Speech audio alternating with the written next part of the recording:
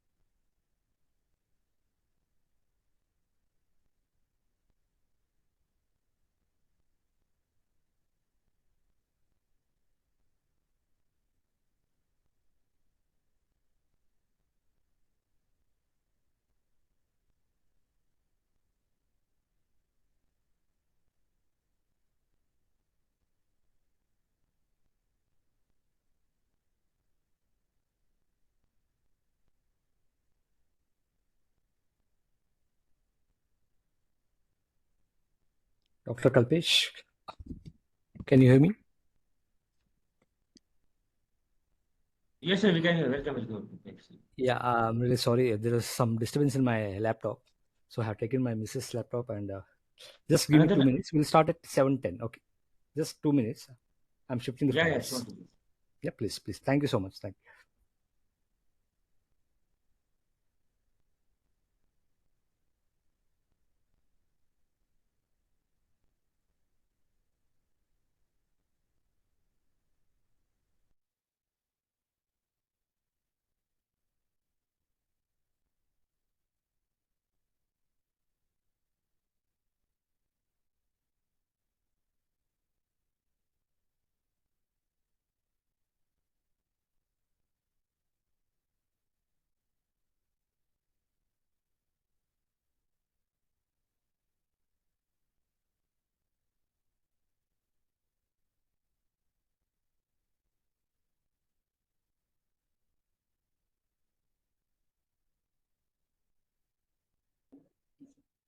Yes, we can go ahead with it. Yes, Abhilash, over to you.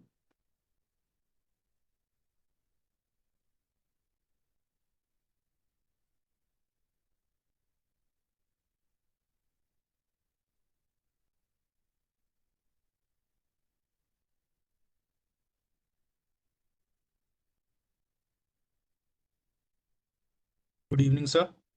I welcome you on the behalf of Rao University and Law Teachers India. First of all, the man needs no introduction. He is Dr. N Rao. We very well know him that he is a maestro of legal research. You might have seen him in a lot of YouTube videos regarding quantitative and qualitative data analysis. And sir, we are honored to have you on the behalf of GNLU today. Uh, I hope this session that we'll be having will bring a lot of enthusiasm among the young minds and the academicians, and your experience will devour all our knowledge and skills. Thank you so much, sir, again. Now, the dice is yours. Thank you so much, sir. Thanks a lot for giving me this particular opportunity. I would like to thank especially Dr. Kalpesh Kumar Gupta and Bless sir from Rao University. Thank you all the organizing committee members. I also thank all the participants for showing your interest and for being part of this particular workshop. I'm just sharing my screen, just 1 minute.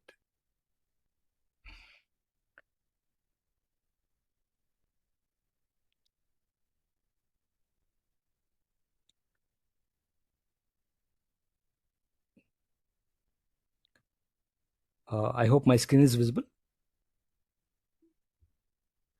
Anyone? Yes, visible. Yeah. Well, it's Yes, sir. visible, sir. Yes, sir. Okay. Yes. Okay, thank you. So today we are on third day, day 3 session. I was just watching a couple of sessions of Rahil sir session. I think it was right foundation sir has given to you all to understand what is the concept of quantitative research, what are the different types of variables like nominal data, ordinal data, interval data, and sir also discussed about what is frequency, what is cross tabulation, when to prepare, what kind of chart can be prepared. So I think sir has given right foundation to the entire program. As a part of my program for my session today and tomorrow, I'll be talking about chi-square test. That is the first one I'm going to talk about today. After the chi-square test, I'll be talking about Pearson correlation test. And tomorrow we have more like a t-test, ANOVA, and a couple of non-parametric statistical tests. Now, I just want you to all, yesterday we had basic understanding of descriptives like descriptive statistics. Today we are going to talk about the parametric statistical test. Parametric statistical test. As I'm not able to see either chat box or any of your, if there are any questions, you don't need to wait till the last. Try to stop it so that we can go for the discussion part. Sure, sir. Thank you, sir. Now, when it comes to the statistics, we have two types of statistics. One is descriptive statistic. Second one is inferential statistics. When I talk about descriptive statistics, like preparing the mean, mode, median, like cross tabulations, frequencies, maybe taking the data visualization tools. With the help of various data visualization tools, one can prepare charts, different kind of charts, right? Now, as a part of the descriptive statistics, it is not required for us to frame the hypothesis, because here you want to describe the what you are observing. It can be phenomena, it's a particular context, or whatever the topic that you're trying to measure it. But when it comes to the inferential statistics, you try to infer your findings with the rest of the population. So you are trying to see that the type of data that you're collecting it is not having any kind of bias. It's not having any kind of uh, normality of the data is not the problem. There are no much missing values. So every precaution you will take, because you want to generalize these particular findings with the rest of the population. Now, in that case, what is going to happen? As a part of parametric statistics, which are considered as a more rigorous as compared with the non-parametric statistical test. So I'll be talking in coming slides a couple of features about what is parametric, what is non-parametric. Now, the first thing comes to your mind, many of us, that how to choose particular statistical technique. How to choose, for example, on my slide right now, right side, you are seeing chi-square test, you are seeing Pearson, we are also seeing Spearman correlation, t-test, ANOVA. But when to go for it? So it's all in order to understand when to go for which test. It is important to understand what are the different levels of measurement. Like yesterday, Rahil sir was talking about nominal data, ordinal data, interval data. If we have some kind of clarity about the 4 levels of measurement, one can easily choose, at least it is going to help you some extent. Having knowledge about levels of measurement is going to help you some extent what kind of statistical test can be conducted. Second one, in addition to looking at the types of data like nominal, ordinal, interval, one also need to understand whether you want to compare, whether you want to see relationship, whether you want to see cause and effect relationship. Like before going to the next slide, if you look at the t-test is nothing but comparison. I just want to compare between private law schools and public law schools. I just want to compare the performance of legal faculty members with the social science faculty members. Right? If I'm trying to compare between gender, like for example, I want to see performance of male and female. Yes, sir. So if your purpose is the comparison, then you will go for t-test. Within t-test, we have so many, which we are going to discuss in tomorrow's session, right? Now, next one, we have Pearson correlation. Like for example, if you want to see... Sorry to interrupt you, but sir, the slides are not moving, sir. No, Not I'm changing, not not doing it right changing. now. I'm just giving the Okay, overview sorry, of... sir. Sorry, sir. No issue. I'm just discussing about the how one can choose the different kind of statistical test. Okay. Now, if somebody want to go for correlationship test, your purpose is the relationship. If somebody want to see the cause and effect relationship, then you have to go for regression. So these are the 2 to 3 important points which are very important to understand how to choose what kind of statistical test one can go for it. Tomorrow, I'm going to discuss about a couple of slides. What I'll discuss right now for the first 5 minutes, I'll show you the slides for tomorrow. Okay. Now, let me start with the chi-square test of association. A Pearson chi-square test is a statistical test for categorical data. We are conducting chi-square test for categorical data. When I say categorical data, it includes nominal as well as ordinal. I was seeing one of the chart given by Dr. Kalpesh. If you're not having clarity about the first and second class, definitely is going to create a lot of issues. Especially yesterday's session, what is nominal data, what is ordinal data, what is interval, what is ratio. Nominal and ordinal, we call it as a categorical data. Nominal and ordinal data, we call it as a categorical data. Whenever you have categorical data, you are going to go for chi-square test. We are going for chi-square test. It is used to determine whether your data are significantly different from what you expected. There are 2 types of Pearson chi-square test. Now, whenever you want to see, your purpose of your study is, if your purpose of the study is to see what you expected, what you observed. I'm expecting something before going to the field. After collecting the data, what I observed it. So I'm going to see the difference between expected value and observed value. And is there any association? Is there any difference between expected value and observed value? If you want to find that difference, then one has to go for chi-square test. Okay. Within chi-square test, there are two types of statistical tests. First one is chi-square test of independence. First one is chi-square test of independence. Whenever you have two categorical data, you have to go for chi-square test. Second one is chi-square goodness of fit test. We have only one variable, but you are trying to compare with your expected frequencies. Let me go with one by one. First one is chi-square test of association. It is a statistical test used to determine if there is a significant association between two categorical variables. If you open your Google Drive link, yesterday I have shared the Google Drive link. In that, two data sets I have already shared with you all. I have shared two data sets, two sample data sets with you all. Right now, we are trying to understand if there is any significant association between two categorical variables. Before going further, just try to understand the data that I have shared with you. Name of the file is Roy sample dataset, Legal University. This is the name of the file. I have shared it in SPSS. Those who install the SPSS version in your laptop, you are able to see that particular file. Please open the sample dataset file that I have given to you all.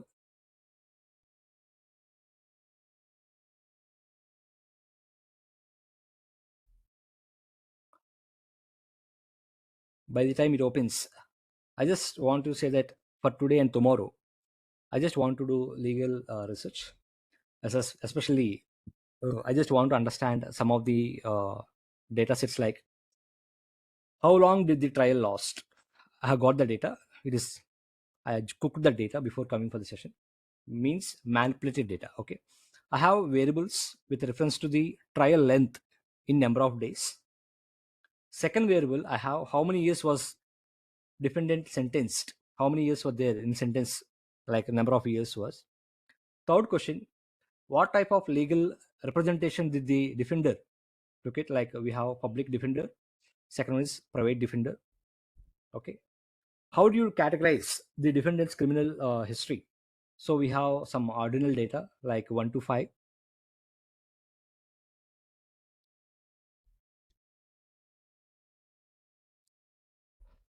Fifth question, what was the outcome of the trial? Like, for example, there are two outcomes. One is guilty, second one is not guilty. Sixth one, how severe do you consider the defendant's sentence? So again, we have one more ordinal data. I believe that all of you have some kind of understanding about what is nominal data, what is ordinal data, what is data. Right? Now, I have total 6 questions. The data set that I have given to you all, we have data for all these 6 data.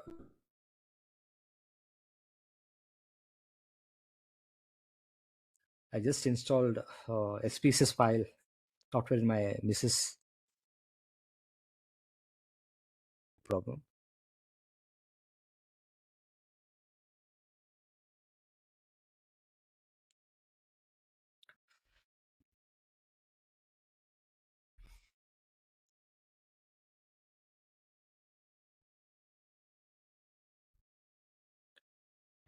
Okay, I hope you can able to see that this is the file. I have opened my data set. The same data set I have shared with you all. I have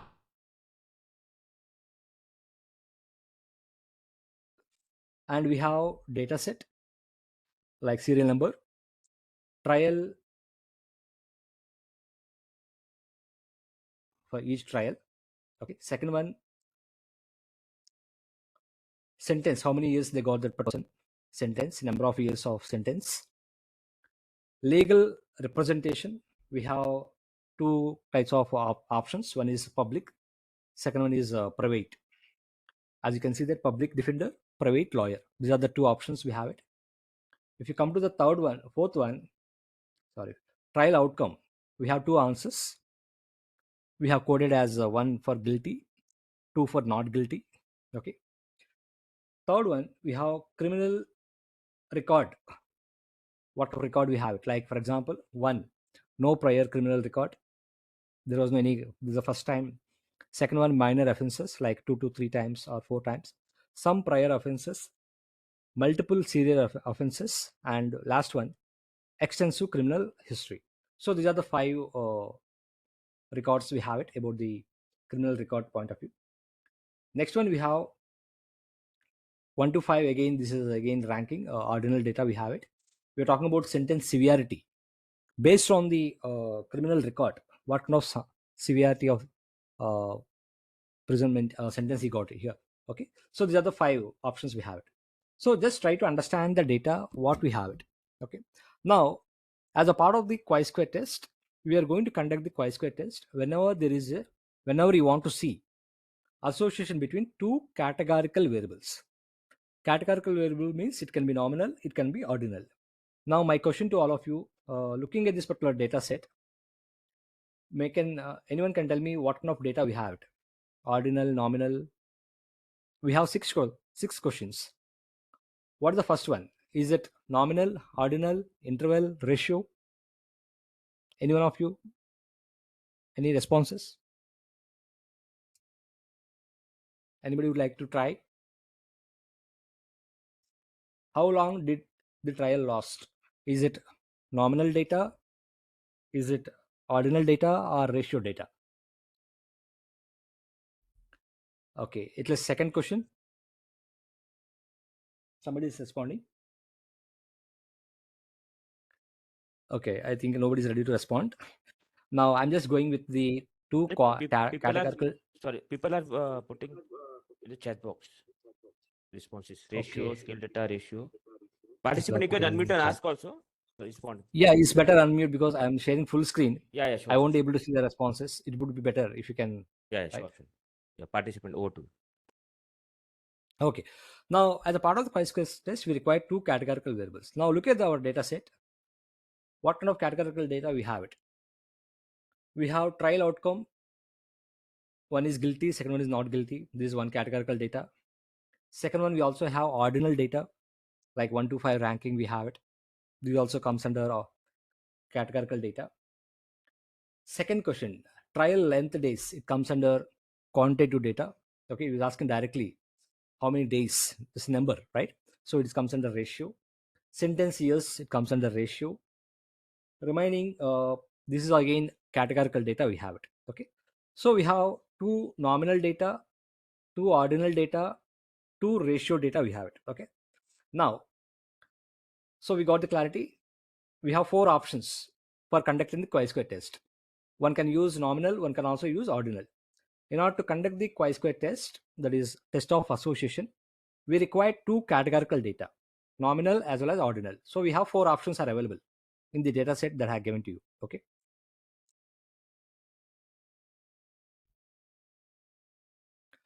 It is used to assess whether the observed frequencies in different categories of the contingency table, that is contingency table doesn't mean it is a cross tabulation, deviate significantly from the expected frequencies under the null hypothesis.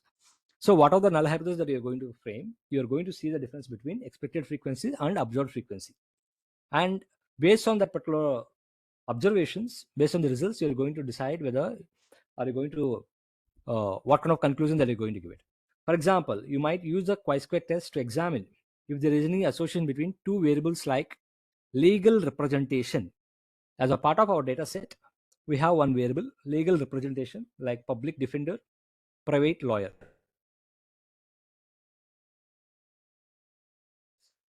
One minute.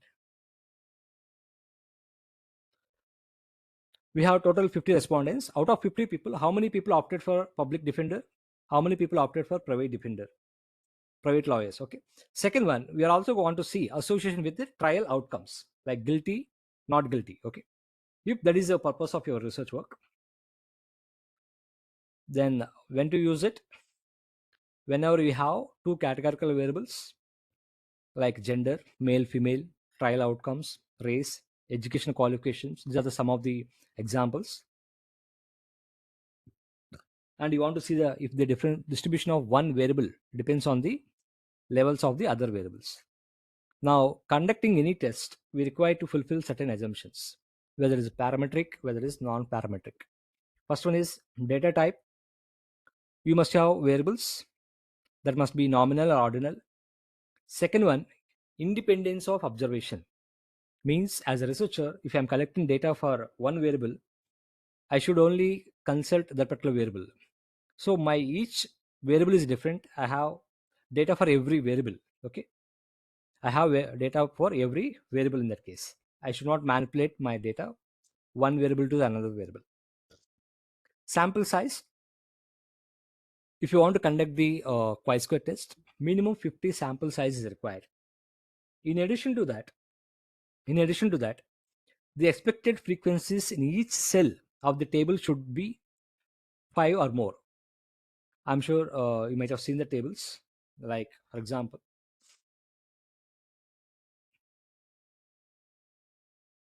if you look at this particular table here, the expected frequency, these are the frequencies. Okay, we are talking about the frequency. There are total 50 people. And we have 25 belongs to public defender, 25 belongs to private lawyer. Okay, in order to conduct the chi-square test, I can put it like eligibility criteria. How we call eligibility criteria. Similarly, if you want to conduct the chi-square test, your data must qualify certain parameters. One of the parameters is that every expected cell should be minimum 5 count. If not every cell, at least 80% of your cell should have minimum 5 count. There is a possibility that sometimes you may get 1, 2, 3, 4. There is a possible. But if you have more than 20% of the cells having this number, which is less than 5, then you can't rely on the findings of this particular study. So it is, instead of going for conducting chi-square test, it is simple, better to only cross tabulation. I'm repeating again. If you want to conduct the chi-square test, one of the important data requirement is that the expected count. If you have more than 20% of the cells having less than 5 count, you cannot go ahead with conducting the chi-square test. Okay, it is always better to leave with the cross tabulation, simple cross tabulation. Right now what you are seeing, this is cross tabulation. Right now what you are seeing on my table, this is called cross tabulation. If my data is qualified, then I can go for further like chi-square test. If my first step is not fulfilled properly, I cannot go for the chi-square test. Okay, so one of the important assumption is expected frequencies in each cell of the table should be ideally 5. Okay, if the expected count is less than 5 in more than 20% of the cells, the results of the chi-square test may not be reliable. So you may need to consider there is one more test is there, Fisher's exact test, but I always suggest it's better to go with a simple cross tabulation. If your sample size is small, or if you don't have expected count more than less than 20% of the cells, is always better to go with cross tabulation, because your findings won't be much valid. Anybody can question and check your findings of your study. Mutually exclusive categories. The categories in each variable must be mutually exclusive. It means, for example, right now in our data set, we have 2 categorical variables, and every variable have 2 options. There is a possible that 2 into 2, like if I take gender, male, female, 2 into 2 means high income, low income. There is also possible that 2 into 3 also can be possible, like male, female, low income, middle income, higher income, right? There is also possible that 5 into 2 also. For example, in our case, we also have ordinal data. I just want to see severity of the sentence. How many options we have it in our research tool? 5 options we have it. But I want to compare with the gender wise. So we have male, female, and if you, in case we have transgender, 5 into 3 we got it, right? So cross tabulation can be possible. It can be 2 into 2, it can be 2 into 3, it can be 4 into 3. Any number of options we can have. After confirming that you have right data, like having two categorical data, having independence of observations, ensuring that not more than 20% of the cells having less than 5 count, especially expected frequency. After clarifying all the options, then we are talking about framing the hypothesis.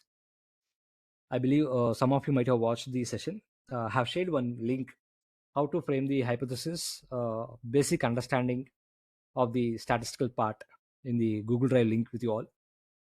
If somebody new to the hypothesis, please check it out how one can frame the hypothesis. Okay. Now, when it comes to the hypothesis as a part of the chi-square test, there is no significant association between legal representation, that is public defender and private lawyer, and trial outcome. This is what my test, and this is my null hypothesis. Whereas when it comes to my alternative hypothesis, there is a significant association between legal representation and trial outcome. Now I'm going to test this particular hypothesis with the help of the data that I have it, right? Now, while testing it, you may get the results, whether it is SPSS, whether it is Jamovi, or whatever the software that you use it. If the p-value of the particular outcome, if the p-value from the chi-square test is less than 0.05, you reject the null hypothesis. You reject the null hypothesis and conclude that there is a significant association between the two variables. What are the two variables? Legal representation and trial outcome. In case, if the p-value is greater than 0.05, you fail to reject the null hypothesis and conclude that the variables are independent. So we'll come to the interpretation part later on. Right now, this is our hypothesis. Just to conclude it, to summarize what I discussed so far, chi-square test is meant for conducting whenever you have two categorical data. Whenever you have categorical data, one can go for conducting chi-square test. Within chi-square test, we have two types of tests. One is chi-square test of association. Second one is chi-square test of goodness of fit test. First one, we started talking about chi-square test of association. As a part of this particular test, we required two categorical data, okay, and every expected cell should have minimum 5 count, okay. So these are the sum of the data requirement we have it. After having understanding about the data requirement and what kind of hypothesis that we are going to test it, please come to our data set. I believe some of you are practicing along with me, right? Shall I go ahead? Are you ready with your data, dear participants? Okay. Now, how to conduct the chi-square test? Yesterday, I believe you might have understood about how to conduct the cross tabulation. This is just one step extra to the cross tabulation. Anybody can help me how to conduct the cross tabulation? Is there anyone can help me how to conduct cross tabulation? Go to analyze. Go to analyze. Descriptive statistics. Descriptive statistics. If you look at the right side of the descriptive statistics, we have so many options. One of the option is cross tab. One of the option is cross tab. Just click on it. Just click on it. Now we got the new dialog box, that is cross tab, new dialog box. As per our hypothesis, what are the variables that you are choosing? We are choosing legal representation and trial outcome. These are the two categorical data you are choosing on it, okay. Now,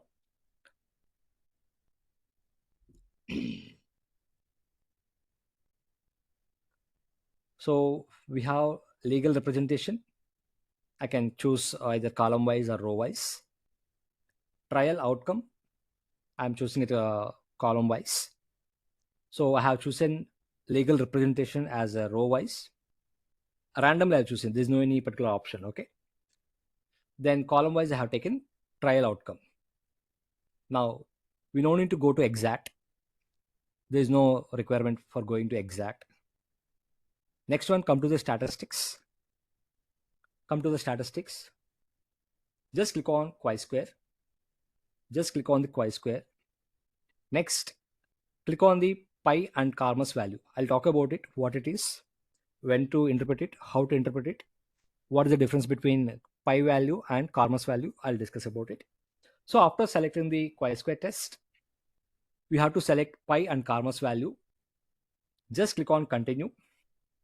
I'll repeat it again.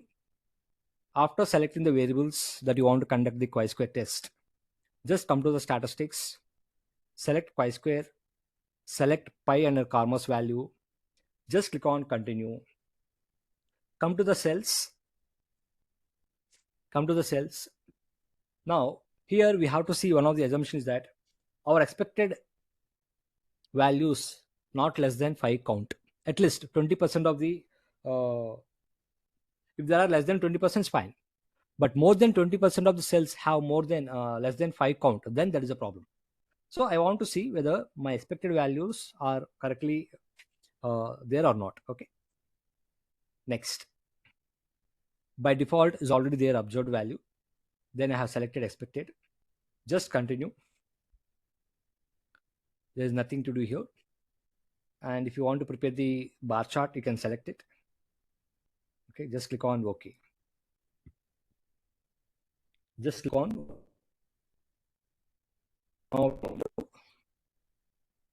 you got the output window.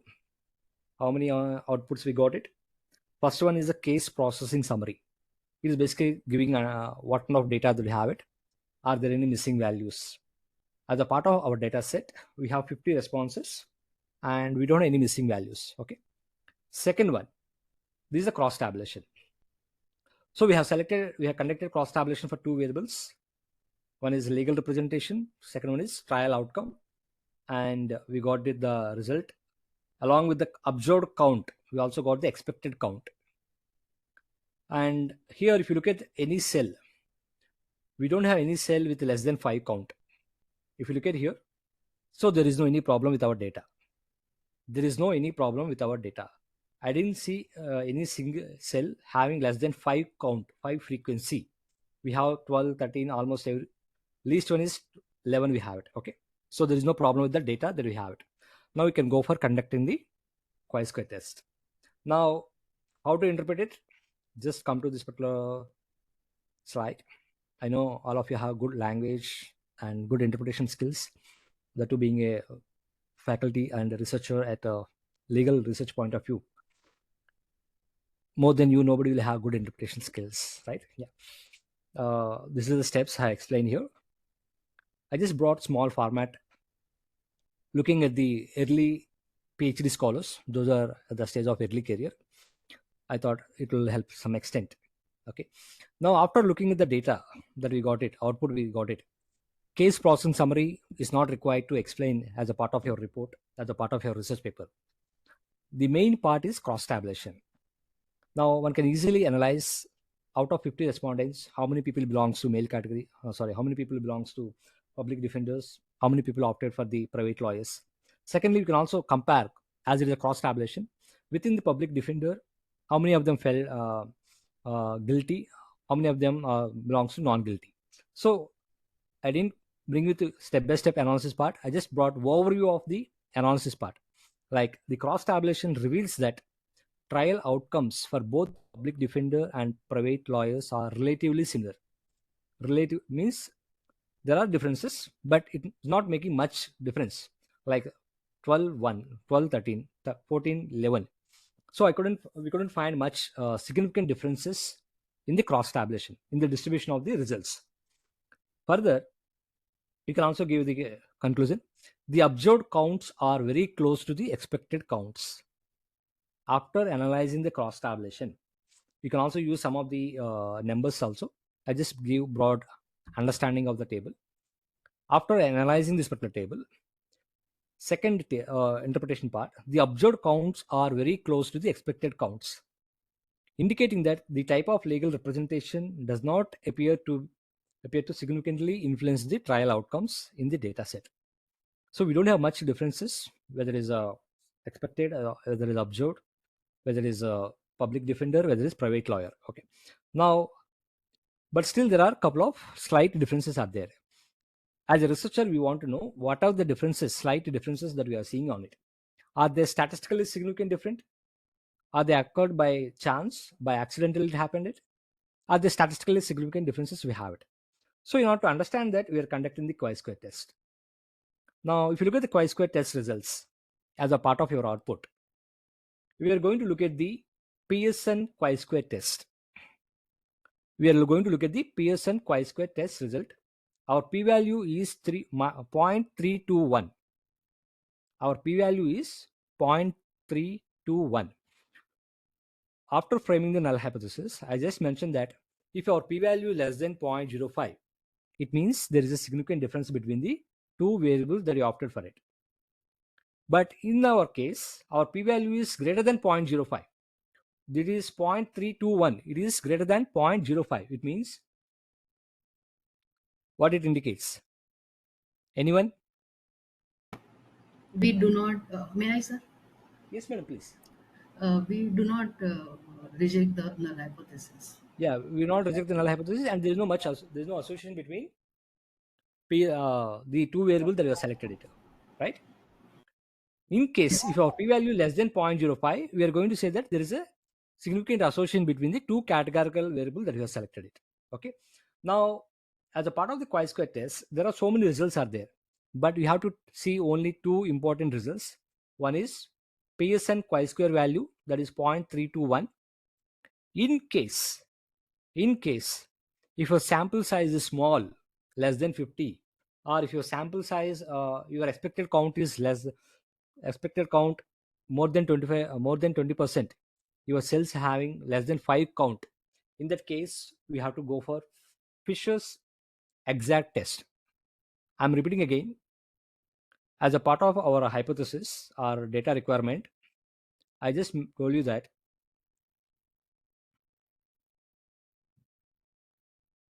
sample size, the expected frequencies in each cell of the table should ideally be 5.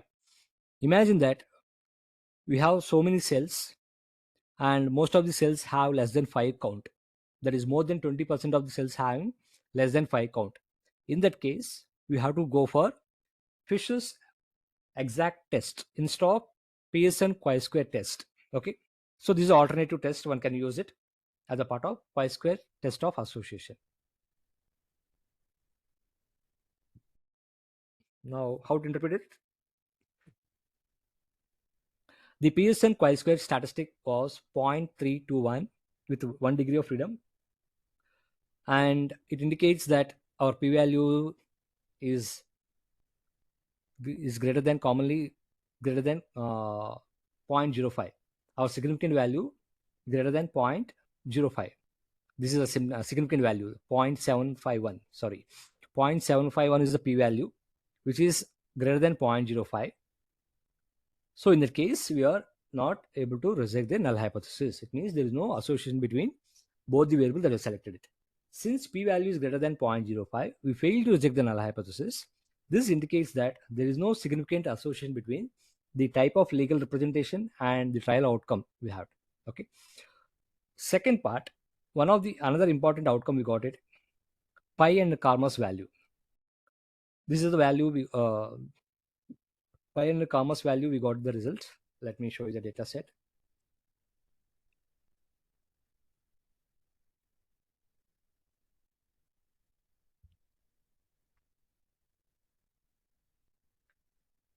Here we'll talk about pi and karma's value whenever we get our test result, chi-square test results get significance.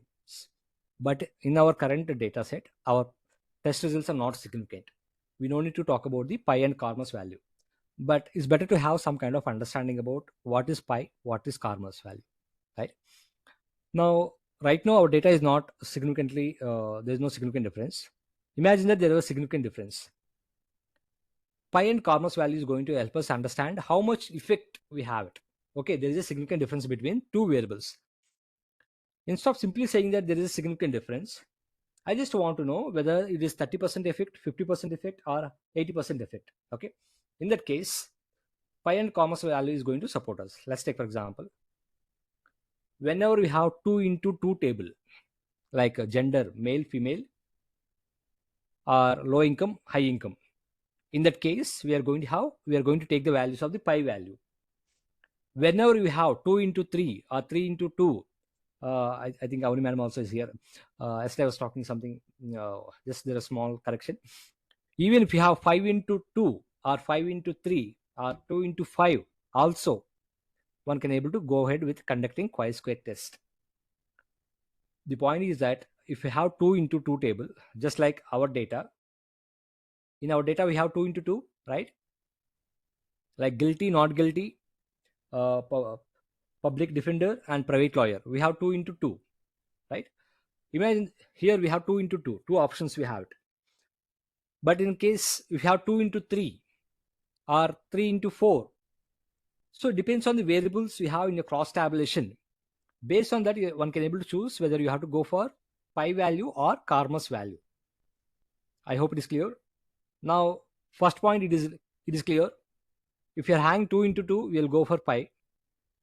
If you have 2 into 3, 3 into 3, 4 into 4, 5 into 5, whatever it is, we'll go for Karmas value. But exactly what is pi, what is Karma? Now, if you look at this particular data, look at this particular output result. How much we got it? Output result. Our output value is minus 0.80. It is in minus 0.80. Okay.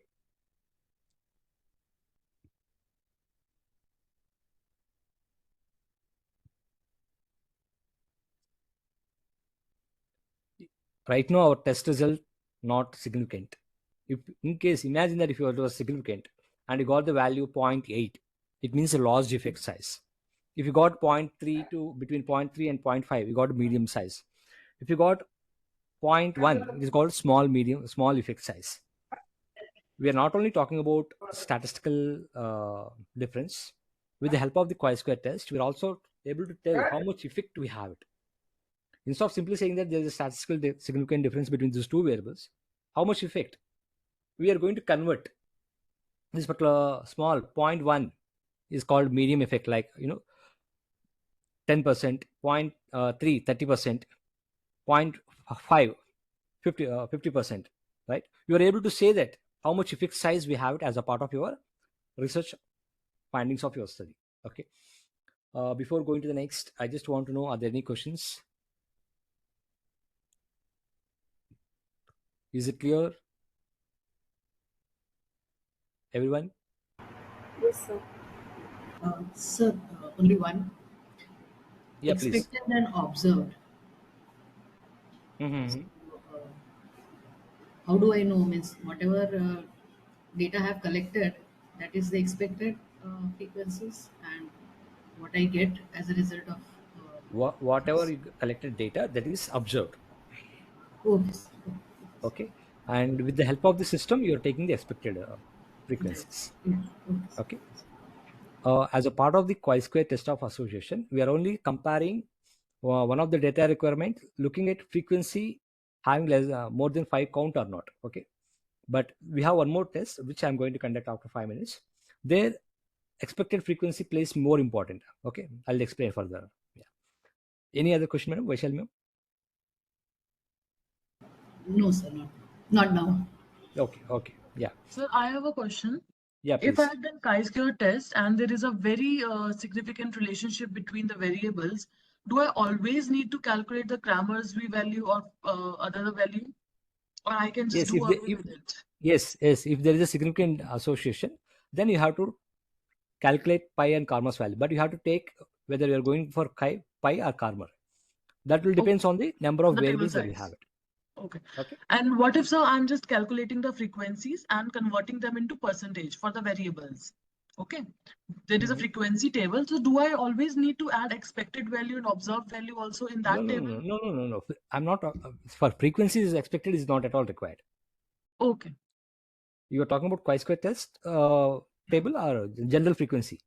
In general, I have a frequency table to In start general with. frequency, expected is not at all required. You can choose frequency, can take percentage if you want. Percentage easily conveys message to the reader. Okay. So you So can if I use just both take out the combination of one table I make of frequency and percentage, another table I make of mean and standard deviation, another table I make where I do the chi-square relation. no. It's not required though. Another table. Everything will come in single table, ma'am. Okay, mean and standard deviation also. Yes. I hope you were there yesterday. I think so. Maybe. Okay. It will come in single table. Thank you. Okay. You can just watch yesterday's session, recorded session that I might have shared with you. Okay. Otherwise, the last 5-10 minutes, I'll show you once again. Okay. Any other questions, please?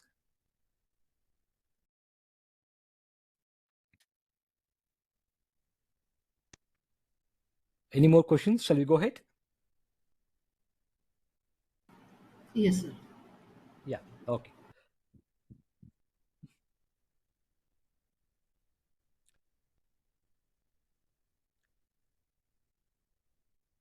Okay. I'm just sharing my screen again. We have next one, chi-square. Looking at the time, still we have chi-square goodness of fit test. Earlier, whenever we had two categorical data, two variables like opting for public defender, private lawyer. Second one is guilty, not guilty. In that case, we have two categorical data. But whenever we have only one variable, one categorical data, in that case, we'll go for chi-square goodness of fit test. Okay. For a chi-square goodness of fit test applied to criminal record variable, the goal is to test whether the distribution of criminal record categories, like we have certain options, have it. Okay. So we are going to check it out only one variable. Name of the variable is criminal record. The distribution of criminal record follows the expected proportions. This is the most important. As a part of this particular chi-square goodness of fit test, we are comparing the distribution of criminal records follows the expected proportions. So what are the proportions that you are going to expecting as a part of your data? You are going to compare with the observed values. Just open the same data set. Just open the same data set.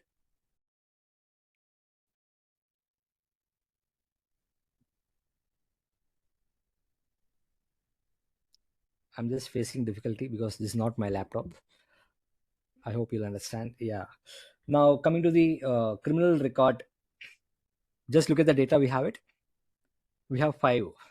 Okay, this is ordinal data. We have it, and our hypothesis based on this particular record. Okay. Now, in order to conduct the chi-square goodness of fit test, go to analyze. Go to analyze. There is an option called non-parametric test. If you scroll your cursor down, you'll be able to see non-parametric test. If you keep your cursor on non-parametric test, we have one more option, legacy dialogues. Legacy dialogues. Right side of this particular legacy dialogues, chi-square test. I'll repeat it again. Go to analyze, non-parametric test, scroll your cursor down, non-parametric test, legacy dialogues, and chi-square test. Just click on it. We got only one variable, that is test variable, that is criminal record. You can choose any variable, any categorical data. Okay, you can choose any categorical data as a part of your chi-square goodness of fit test. We require only one variable. Criminal record, we got it. There's nothing to do with exact. Just go to options. I just want to see the descriptives. I just want to understand how many people, what kind of criminal record they have it. Okay, before conducting the chi-square test, results, before conducting looking at the difference between associated and observed frequencies, I just want to see what is general record of the criminals. Okay, so I have selected descriptives, continue, and expected frequencies. How much we are giving it? How much expected frequency? By default, it is there. All categories are equal. As a part of our data set, we have criminal record. How many criminal records we had? 1 to 5 we have it. No prior criminal records. As a researcher, I'm expecting that equal proportion. I'm expecting that 20% people must be having no record. 20% people belongs to minor offenses. 20% will have some prior. What is 20%? How I have decided? I'm expecting that out of this much, I'm expecting equal proportion. That is what, as a researcher, I'm assuming it. Okay. whether not only this particular data, any data as a part of the chi-square test, you are equally assuming it. Okay, how this much can be possible. But in case, imagine that there was some recent study or some census or some landmark case, which is saying that as per this particular study, this is the expected value. This can be the expected value. So in that case, you can give some value. But I don't know any value. I'm expecting that all categories are equal. I have equal categories of the people. So by default, already is there with us. Okay. Just click on OK. I hope it is clear to you all. Expected values, as a researcher, I am assuming that out of 50 people, everybody will have equal amount of expected values. Okay, just click on OK. Now we got how many results we got it? These are the two major results. Descriptives,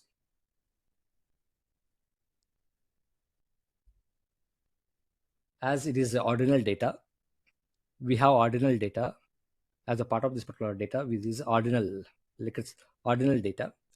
Ranking data we have it. So in case of ranking data, instead of mean, we should take median value. Instead of mean, we should take median value.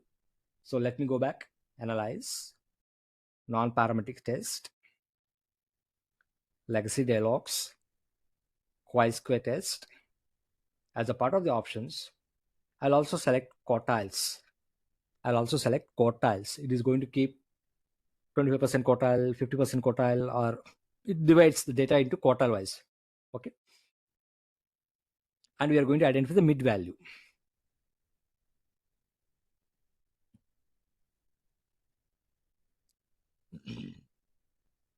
So we got the 25 percentile and 50 percentile, 75 percentile. We got it. Okay. Now just come to the frequencies here. As a researcher, I'm expecting that it is going to be 12.5, 12.5, 12.5, 12.5, 12.5, right? That's what my expectation. But when it comes to the observed value, what happened here? Here I got 12, here I got 14, here I got 13, here I got 11, here I got 50, 40, 50. Total we got 50 score, right? But if you look at here, no prior criminal, minor, some prior offenses, multiple serious offenses, something is missing here. What is missing here?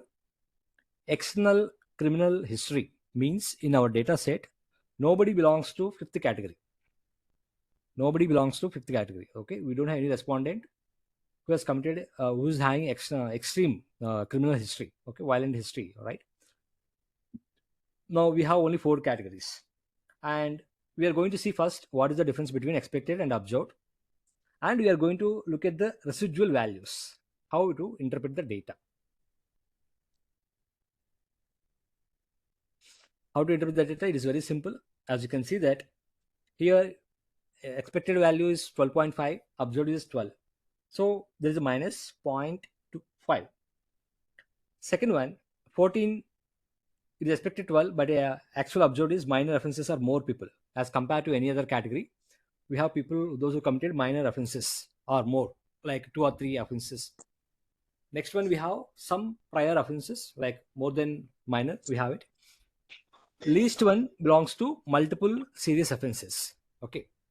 Now we are going to differentiate between observed values and expected values, and we will see whether whatever the differences we are seeing it, are they having major differences between expected and observed? In order to understand that, we have conducted the chi-square goodness of fit test. If I look at the p-value is 0.940. It means there is no association between expected value, observed value. Looking at the table itself is very clear. 12, 12.5, hardly difference, hardly 1 also, there is no difference. Only in this particular case, we have 1.5 difference.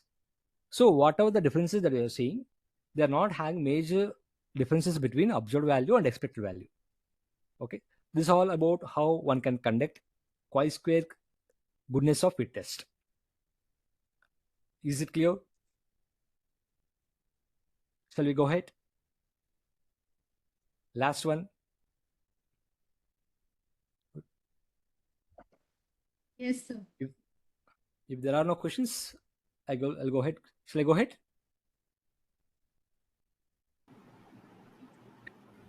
Or you want to take question and Yes, answer last 5 to 10 minutes? Sir, only one concern Uh-huh. that here we had five category, five criminal record rank, and in the fifth one we did not have any observed. Okay. So does it mean that the option was not appropriate? No. The option was, Because it is mean that you don't have respondents belongs to that category. Those who committed very severe crimes. because if we take this variable with any other and then conduct the chi-square test, then for this particular record there will be no frequency less than 5. Mm-hmm. So will our test be reliable? Can we conduct the test? Here we are not talking about the frequency here. We are talking about the difference between expected and observed directly, right? Yes. Okay. Earlier one we are talking about the expected frequency of the values. In this case, we are only talking about the difference between expected values and observed values.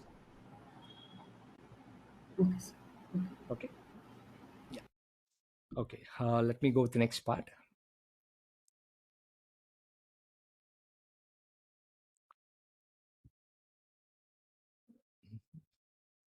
So this is one channel.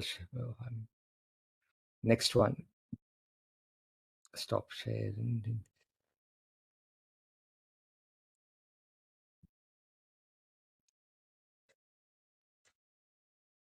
Next one is correlation test. As a part of correlation test, we have two important statistical tests. One is Pearson correlation. Second one is Spearman correlation test. Pearson correlation test. Pearson correlation, whenever we have, whenever you are going for parametric statistical test, whenever you are able to fulfill certain assumptions, we can go for Pearson correlation test. In case, if you're not able to fulfill the assumptions of your data, then you can go for non-parametric test, that is Pearson correlation test. Before understanding about what is Spearman correlation test, let's see what is Pearson. It is a parametric test, a statistical technique that is used to analyze the strength and direction of relationship between two quantitative variables. Earlier, we have discussed about two categorical data, like two qualitative data, like nominal, ordinal. In this case, whenever we have interval data, ratio data, interval data, in that case, one can use Pearson correlation test. For example, annual income and annual expenses. I'm just looking at annual income increases, whether annual expense is also increasing or decreasing it. So there are three types of relationships possible.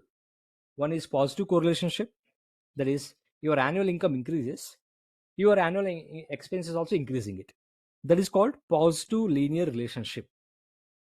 Second situation can be your annual income increasing it. There is also possible that for some of you annual expenses annual expenses decreasing it. That is called negative correlation. Third one is there is no relation. Neither your annual income is increasing nor annual expenses increasing. So there is no correlation. Whenever we have first situation, second situation, whenever there is a linear relationship, it can be positive or it can be negative, we can go for conducting correlation test. Okay. Now, whenever we don't have no situation, there is no point of conducting correlation test here. Okay. So basically, correlation test not only helping us to understand the strength and direction. What is strength and direction? For example, I'm talking about it. Let's take for example, a value of one variable increases, the value of other variable increase. That is positive correlation. Now here, I'm not only going to talk about, okay, there is a positive correlation, but how much? It is 70%, is it 80%, is it 30%? Like I brought one last slide table. I'll explain to you.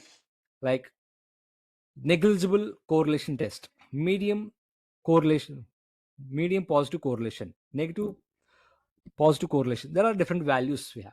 Based on the value, we are going to talk about strength and direction of the relationship between two quantitative variables. Okay. Now, for example, here, in addition to annual income and annual expenses, I just want to see, is there any correlation between IQ score and exam score? The person who is having more IQ, whether that person is having more exam score, whether their CGP is very high. The person who is getting good annual income, are they more satisfied? The person who is having more cholesterol, what about their blood pressure? Is it increasing or decreasing? So in that cases, if you look at all the examples that I have given it, they're all quantitative variables. They're all interval or ratio data. Previous one, whenever we had two categorical data, we have conducted chi-square test. But now, whenever we have two quantitative data, we are going to conduct a correlation test. Okay. So as you can see here, our R value should be close to 1. Our R value should be close to 1. If it is 0.8, highly positive correlation. If it is 0.3, low positive correlation. If it is 0, no relation. Right? Similarly, if you have minus 0.3, that is called low negative correlation. So it depends on the value that you have it, we are going to interpret it. Okay. What are the data requirements? As I mentioned it, we require two quantitative variables. It can be either interval or it can be ratio. Cases must have non-missing values. There should not be much missing values as a part of your data set. There should be linear relationship. What is a linear relationship? Either there should be positive relationship or negative relationship. There should be some relationship should be there. Linear relationship. So we are going to understand what kind of relationship we have between the variables with the help of the scatter plot. We are going to prepare some diagram today. With the help of the chart diagram, we are going to understand whether we have positive relationship or negative relationship. Independence of observation, that is most common. Even earlier I was talking about it. Bivariate normality. Now, as a part of your data, whenever you're conducting the parametric statistics, one of the most important data requirement is that your data is having normal distribution. Your data is having normality of data. What is normally distributed? There are no deviance from your data. Like for example, if I'm talking about annual package of my institute, Miss X University, imagine that I have 4 cases. First case got around 10 lakhs per annum. Second case around 12 lakhs per annum. Third case around 10 lakhs per annum. And fourth case around 1 crore. Now, if somebody asks me what is annual package, average package of your students, how I'm going to tell it? I'm going to calculate 1 plus, I have 4 students. 1 plus, 2 plus, 3 plus 4. First person got 10 lakhs. 10% got 12 lakhs. 10 plus 12, 22. Third person got again 10. 10 plus 22, 32. 32 plus 1 crore. 32 plus 1 crore. 1 crore 32 divided by 4. How much it is going to come? It is going to come on average 33. around 25 to 30, somewhere, right? 33. But is it the correct figure? Just because No. of this particular outlier, it can be extreme, it can be low, it can be high. For example, instead of saying that 1 crore, somebody is getting only 1 lakh rupee or 50,000 rupees. Of course, it won't happen, but I'm just saying it can be low, it can be high. If it is very extreme, it is going to create your problem. Okay. There is a bivariate normality. We are going to understand how to conduct it. And you must have collected data by using random sampling technique. Whatever the data you have collected as a part of your research study, that is, you must have used random sampling for collecting the data from your respondents. If you have collected data by using purposive sampling, snowball snap sampling, then you may not go for conducting any kind of parametric statistical test. Okay. Because you don't have a representation from the entire population that you want to study. So in that case, how you are going to generalize it? So that is the main reason why you are looking for your sample must be randomly selected. No outliers. I'll also explain what it is. So these are the 3 important requirements. Just open the data set. Just open the data set. I have given sample data set legal research. There is one more file I have given you. Sample data set legal research. This is the one. Yes. Sample data legal research. This one. Please open that particular file.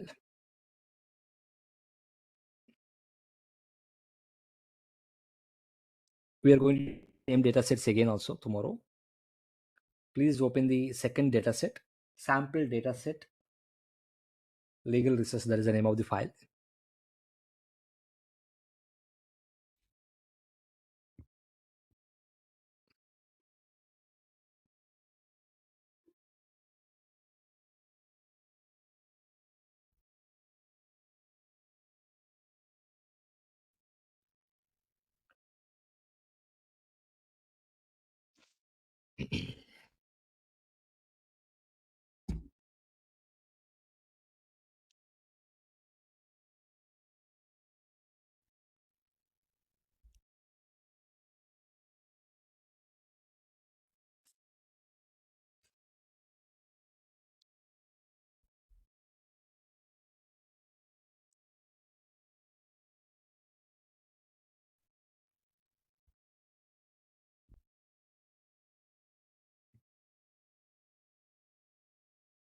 Okay. I think I copied the same file. I think this is same. Okay. Just open the same file. That is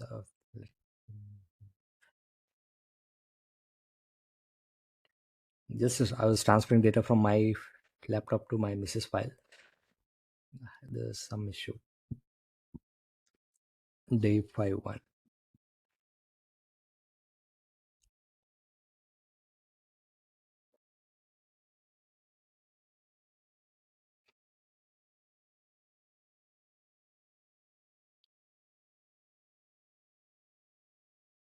Yeah, I think this is one. I haven't shared it. I'll be sharing this particular after the session. I'll be sharing to all.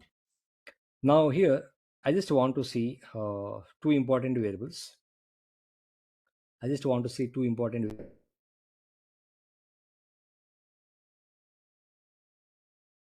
and calcium intake. We have data of the criminals. We have data of the prisoners, okay, who are spending their time in the prison. And I just want to know whether, as a prisoner, how much knowledge they have about the diet. And if somebody having good knowledge about diet, how much calcium intake they are taking per day, like a number of milligrams per day. Okay. We have data about two variables. Knowledge test score. I conducted a test for 50 marks. I conducted a test for 50 marks. Okay. And I collected data from 50 people. And I can see that as a part of my response, 43 marks out of 50. There are people got 10 marks out of 50. So these are the different numbers. Out of respondents. This particular data talks about how much knowledge they have about the diet, like what kind of food they have to take, what kind of proteins, calories intake they should take it. Depends on the amount of knowledge they have it. I just want to know whether it is having any kind of relationship with the calcium intake or not. For example, somebody is having out of 50, 32 marks. What about that particular person, he or she, in terms of calcium intake? Is high or low? Is increasing or decreasing it? If somebody knowledge increases, calcium intake increasing or decreasing? That's what I want to see. That is the main objective of this particular correlation test. I'm just trying to understand it. Okay. Now, after selecting the two variables that I want to see correlation shape, what are the data requirements? We have two continuous variables like knowledge test score and calcium intake. Cases must have non-missing values. There are a couple of missing values, but if you have more data missing values, that is a problem. Otherwise, there is no issue. Linear relationship. How to understand linear relationship? In order to understand whether there is a linear relationship between two variables or not, we need to conduct the scatter plot. scatter plot. In order to conduct this scatter plot, go to graphs. I request the participants, I think you don't have this particular data, right? Please look at my screen. Go to the graphs. There is option called scatter. If you look at your list of the options that are available, we have scatter. Just click on it. I'm just clicking on this particular scatter plot. I'm just choosing the simple scatter plot. After selecting it, click on define. As a part of the correlation test, we're not going to look at which is independent variable, which is dependent variable. Only in regression test, we are going to talk about it, which is independent, which is dependent. As a part of the correlation, I can keep randomly anywhere, any table, any value, like knowledge, I can keep it x-axis. Calcium intake, you can keep it on y-axis. Okay. After selecting the variables that you want to test it, after selecting the variable that you want to test it, go here. We don't have anything to look at it. Just continue. Just giving the values, just particular variables. Click on OK. Now we get output window. We'll get the scatter plot. In case if you are looking at this particular scatter plot for the first time, how to read it, how to understand it. If you look at this particular x-axis, we have knowledge test score. Y-axis, we have calcium intake. Now you can see that there are certain dots. These particular dots are nothing but the data that we got it as a part of my research work. Now, but how to interpret it? We have the values. We have knowledge test score starting from 10 to 50. And we have calcium intake, number of milligrams per day, 400 to 1000. Above 1000 also we have it. Okay. Now, I just want to randomly put it like, select this particular plot, select this particular chart.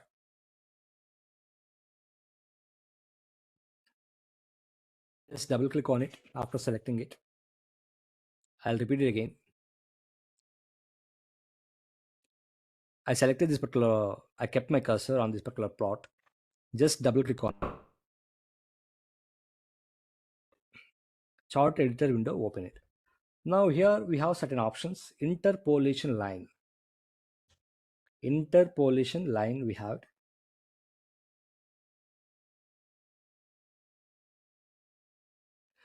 It is going to help us to understand how my data distributed.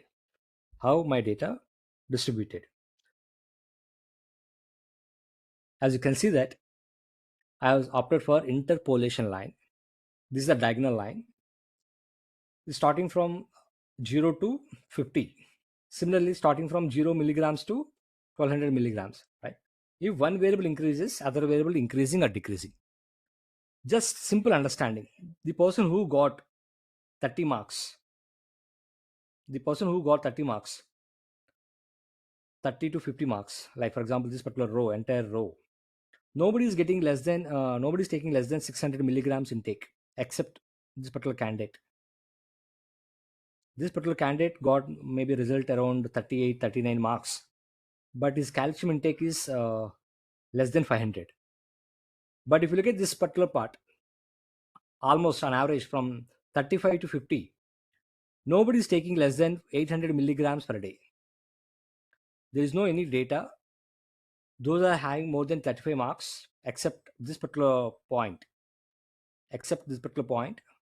Nobody is having nobody is taking less than 800 milligrams intake. Means knowledge test score increases, calcium intake increasing. Means right side bottom there are no responses. Similarly, left side on top, we don't have much responses. Let's say, for example, the person who is taking, who got 10 marks, his calcium intake is around 950 plus, 920, 900, 100. Except this candidate, nobody is there around till 28, above 1000 calcium intake. Right? I hope you're able to understand what I mean to say, how to interpret it, how to read it. The people, those are having marks 30 to 45, except one or two. Nobody is taking calcium intake more than less than 800. There is no data here. If somebody is taking less than 800, we would have how so many points are here. But all the points are here. This is a diagonal line, right? So it means one variable increases, other variable also increasing. But in case, imagine that you got line like this. If one variable increases, other variable decreasing. But this is going like this. One variable increases, other variable also increasing. Okay. This is a scatter plot. So there is a positive linear relationship between the both variables we have it. Now we have to go for conducting the correlation test. We also need to see bivariate normality. We have to understand what is normality, how to conduct it. In order to conduct the normality test, go to descriptives.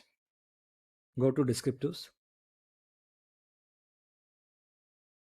Was it covered yesterday?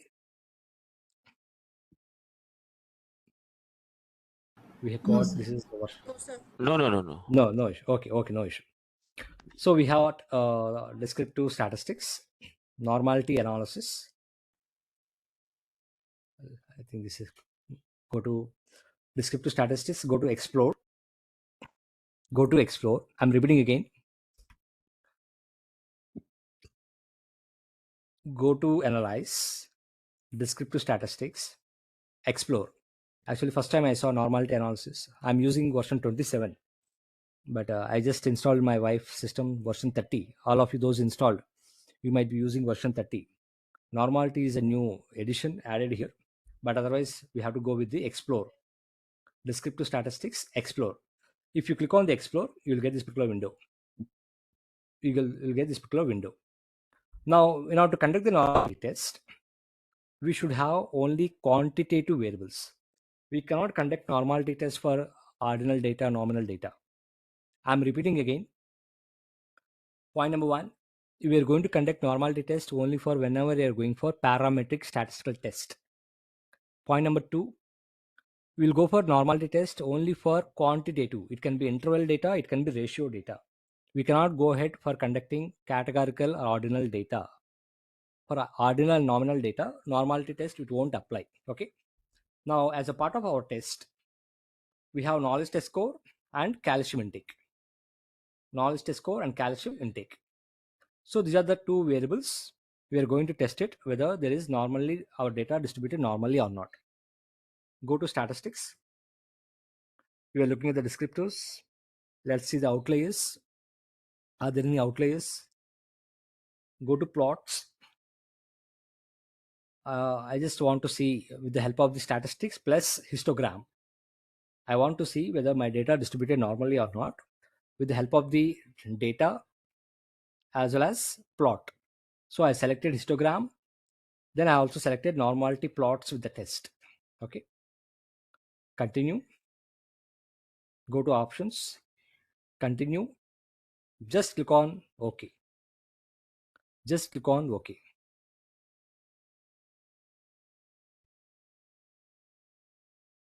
Just click on the OK.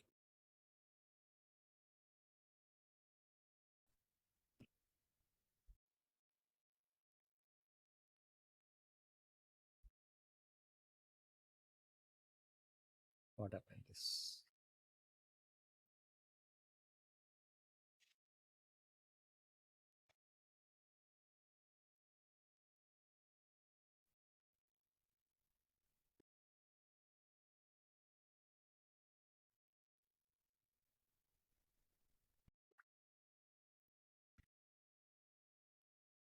it's not working.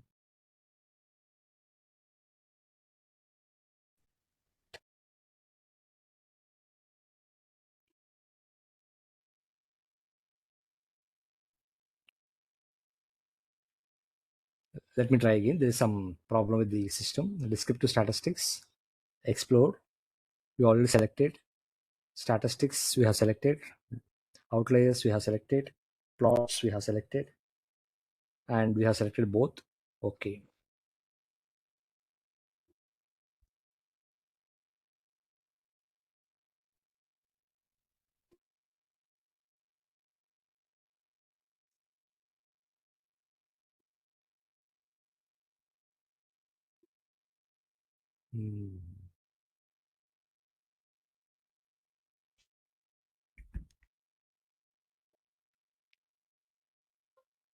There is some problem with my system. Cursor, I'm not able to move. Just let me check it once again.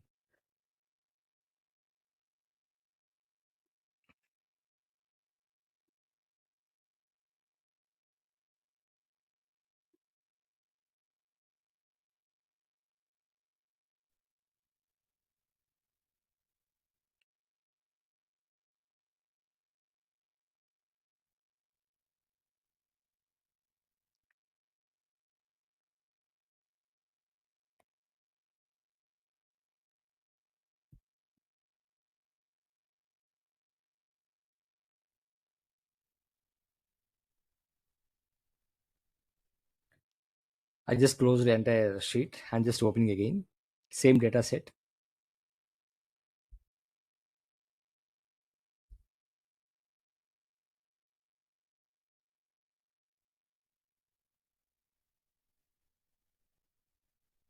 Trial mode. Descriptive statistics. Explore. Knowledge test score. Calcium intake. Statistics. Descriptives. Outliers. Plot. Histogram. Normality plots. Continue.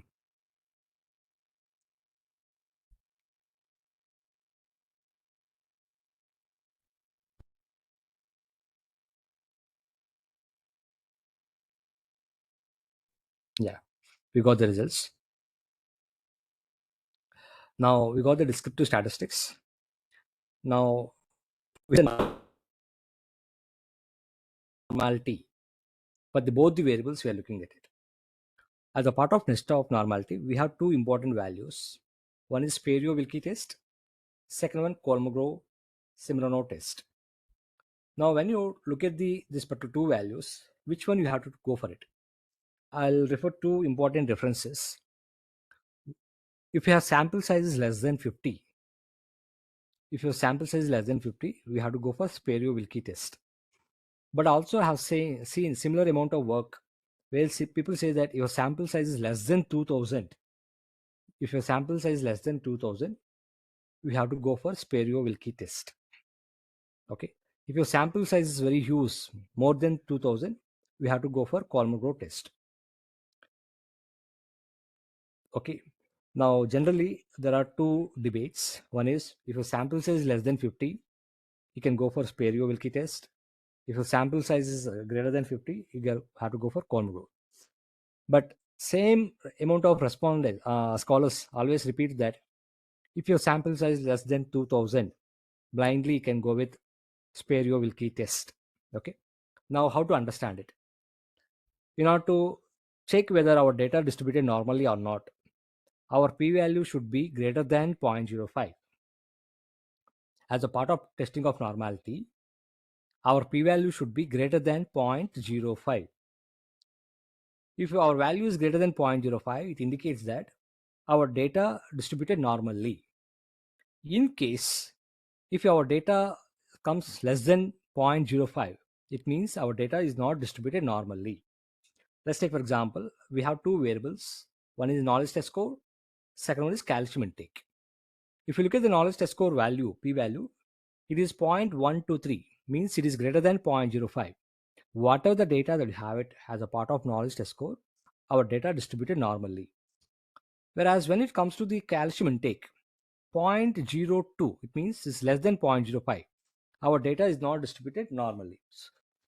If it is general as a part of research paper writing report, if you have some distribution, normality distribution issues, you cannot go ahead with conducting parametric statistical test.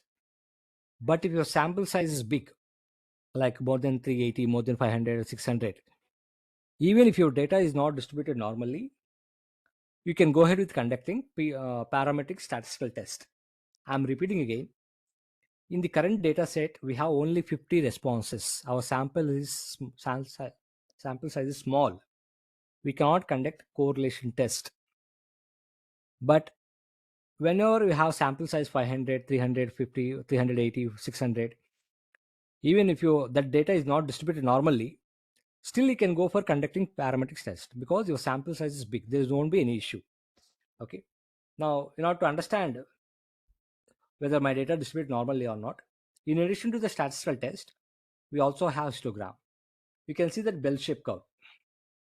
Though there is one problem here. Overall, you can able to see that there is a bell-shaped curve. It means our data distributed normally, knowledge point of view. Look at the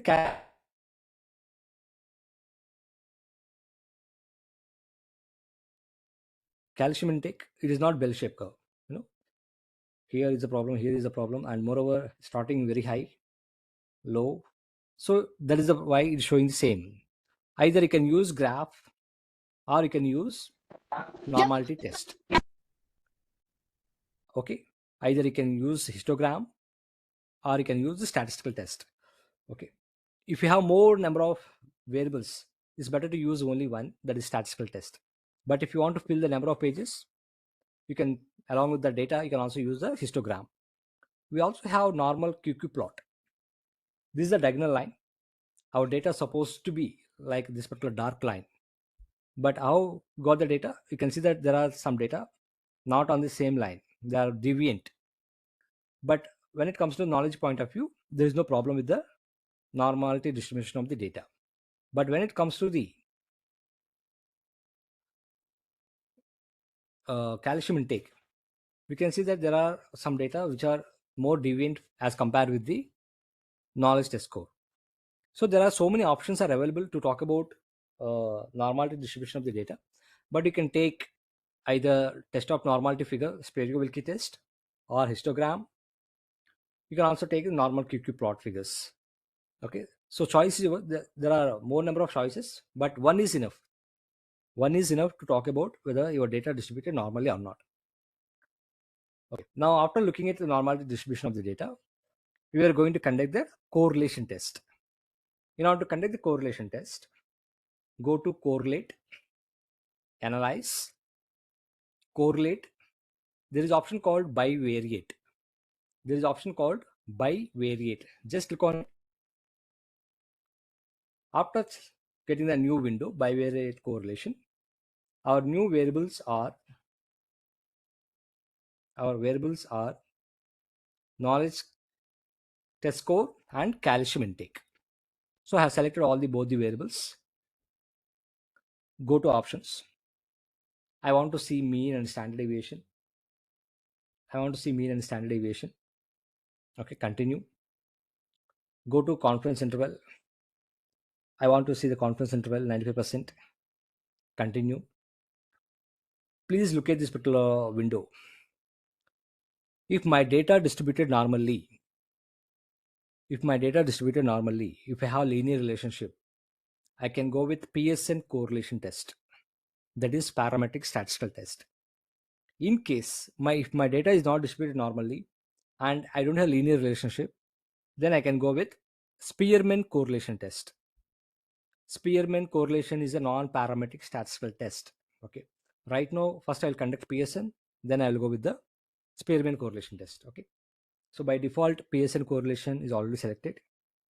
And I want to flag the significant results. Just click on continue. Okay.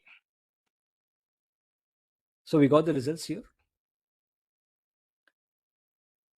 Mean, as I mentioned at the beginning of the session, there are total 50 respondents. It seems there are total missing values. We have total 48 respondents. We have it. For the 48 respondents, for 50 marks, on average, people got 29 marks. If you talk in terms of the marks or CGP point of view, out of 50 marks, mean score, average score is 29.1. Whereas when it comes to the calcium intake for number of milligrams per day, on average, people are taking 774 milligrams. I'm talking about the prisoners. I just want to know, as a prisoner, how much knowledge they have it. Based on the knowledge, how much calcium intake they can able to take it. Okay. So this is what I'm trying to understand. I'm trying to test it out. Okay. On average, 774 milligrams per day they're taking. Everyone. Average. Okay. Now I just want to see whether there is any correlation between these two variables, and what is the strength and direction. If you look at our p-value, it is less than 0.05. It means there is a significant relationship between knowledge test score and calcium intake. There is a significant relationship between knowledge test score and calcium intake. At the same time, I just want to know, oh yes, there is a significant relationship, but what is the strength of it? How much strength? Now strength is 0.634. 0.634. How much it is? Let's come to the figures.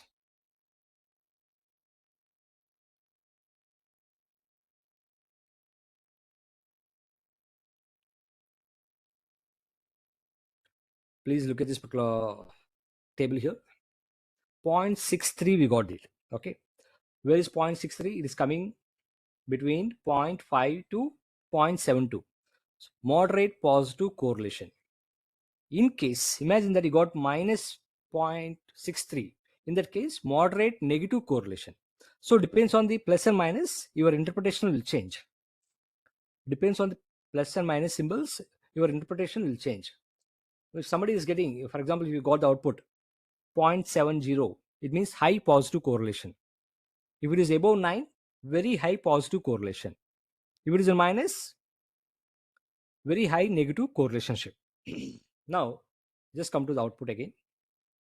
I know I'm getting late, but I just want you to have patience. 2 more minutes. We have flagged it because there is a significant results. We got it. We got the significant results. We got it. And we are able to see there is a linear relationship, significant relationship. At the same time, moderate positive correlation we have. This is how we are going to interpret as a part of your research findings. Next one, there is one more important point, confidence interval. Confidence interval. As a part of the test result, we got 0.63, 0.634, like 0.63, just take it 0.63. As a researcher, I'm confident that there is a strength 0.63 in my research work. However, there is also possibility that there are some people less than 0.63. How much less? It may go up to 4.42, 0.42. And there are people above 0.63. Up to what extent? Higher level 0.78. Means upper level 0.78, lower level 0.42. Average, it is 0.63 strength. But there are some people lower. How much lower percent? 95% you are confident. 95% confidence interval. There are lower 0.42, higher 0.78. So in between, you are there. The more precise you are, the more valid or more reliable your findings are there. Okay. For example, I used to give an example here. Some of you might be there.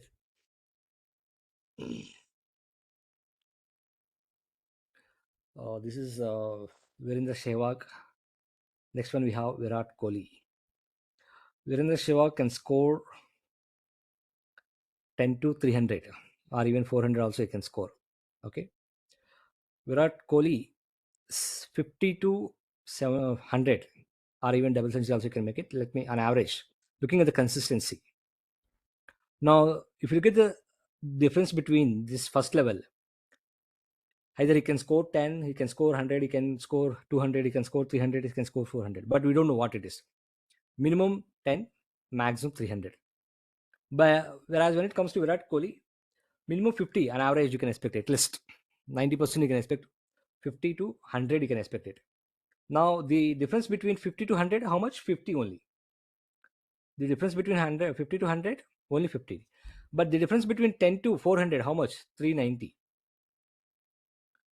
390. This is higher value. The more precise, the more low value we have it, the more precise the reliable findings that you got it. In our research report, in our results, 0.4 to 0.78. If you look at the difference between these two, it is 0.63 we got there. If you take Virat Kohli's score, 63 score, earlier we were expecting that it can be, he must have scored 42 or he must have scored 48. But he scored today, how much it is? 63. So you can see that how much lower bound level, upper bound level we have it. That's how we can able to estimate it.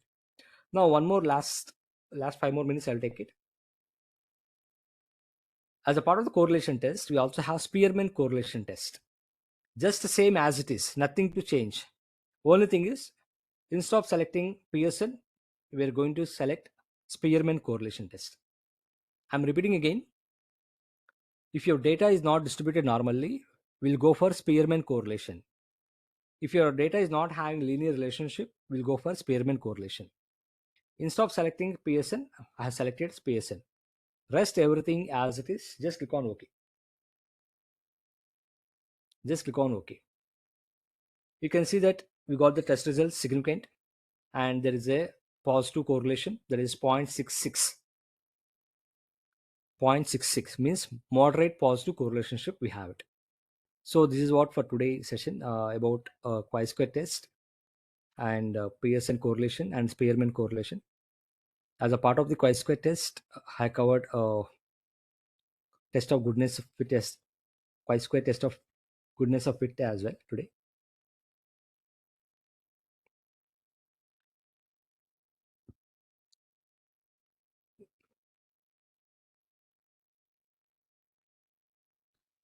Please let me know if there are any questions. Any question, participant? Maybe 1, 2, and very briefly, because already it's going to be 45. Any question, participant?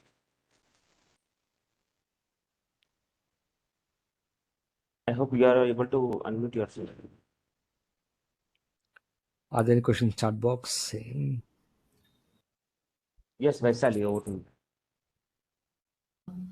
No, not so much, because we'll practice on that data and then maybe. Yes, madam, please. I think practice is the only option. Help us, okay? Definitely, I'll share the data with you all. You can practice it. Yes. Any questions for this? Yes, any question, query, participant?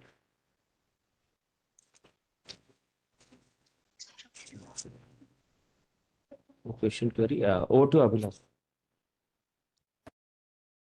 Thank you so much, sir. Thank you so much for your session. It was generous of you to extend your session for extra time as well.